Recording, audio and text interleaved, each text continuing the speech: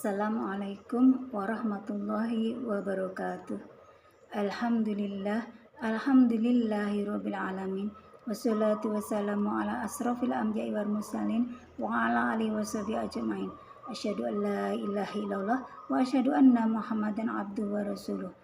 Allahumma shalli ala Muhammad wa ala ali Muhammad, amma ba'd.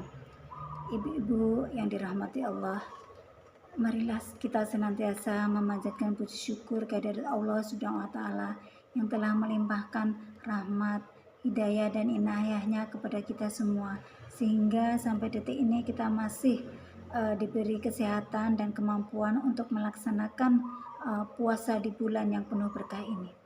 Sholawat dan salam senantiasa tercurahkan kepada Nabi kita Muhammad SAW yang telah membawa umat ini dari zaman jahiliyah menuju zaman yang insya Allah penuh dengan cahaya Islam. Ibu-ibu, saya mengajak terutama untuk diri saya sendiri dan juga ibu-ibu semua untuk senantiasa kita tingkatkan kualitas keimanan dan ketakwaan kita kepada Allah Subhanahu wa taala. Dan hanya berbekal takwalah maka hidup kita akan dinaungi Allah Subhanahu wa taala dunia dan akhirat. Ibu-ibu yang dirahmati Allah, untuk kultum kali ini saya akan mengambil tema tentang riba. Riba adalah pinjaman yang dapat menyengsarakan orang yang meminjam. Disebutkan mengambil tambahan secara batil dalam jual beli maupun pinjam meminjam yang bertentangan dengan prinsip muamalah dalam Islam merupakan perkara yang mendatangkan dosa besar. Allah telah berfirman dalam surat Ali Imran ayat 130 yang artinya, "Hai orang-orang yang beriman, janganlah kamu makan riba dengan berlipat ganda, dan bertakwalah kamu kepada Allah supaya kamu mendapat keberuntungan, dan pelihara dirimu dari api neraka yang disediakan orang-orang kafir." Dalam Islam, cara memperoleh keuntungan yang diperbolehkan adalah melalui perdagangan yang jujur, akad yang syariah, serta investasi yang tidak melibatkan riba. Ada beberapa hikmah mengapa Islam melarang praktek riba ini.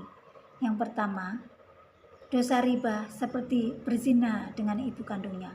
Seperti dalam riwayat hadis Al-Hakim, riba itu ada 73 pintu dosa. Yang paling ringan adalah semisal dosa seseorang yang menzinai ibu kandungnya sendiri. Ini bermakna bahwa riba merupakan perbuatan yang sangat menjijikkan, meskipun tampak seperti transaksi yang biasa. Yang kedua adalah doa pemakan riba sulit terkabulkan. Seperti dalam hadis riwayat Bukhari Muslim dari Abu Hurairah radhiyallahu anhu bahwa Nabi Muhammad SAW menceritakan, ada seseorang yang berdoa kepada Rabb-nya, padahal makanannya dari yang haram, pakaiannya dari yang haram, minumannya juga dari yang haram. Bagaimana Allah akan memperkenankan doanya? Jika seseorang yang mencari nafkah dengan cara yang riba, dan maka semua kehidupannya dibiayai dengan hal yang haram. Inilah yang menjadi terhalangnya doa seorang hamba kepada Rabb-nya. Bukan Allah tidak mengabulkan doanya, cuma karena dia terhalang oleh hal-hal yang haram ini, maka doanya tidak sampai kepada hamba yang berdoa itu. Yang ketiga, memakan riba lebih parah dari 36 kali berzina.